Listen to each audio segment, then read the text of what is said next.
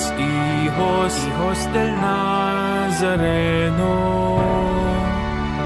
Isip at diwa laging handa sa pagtalima.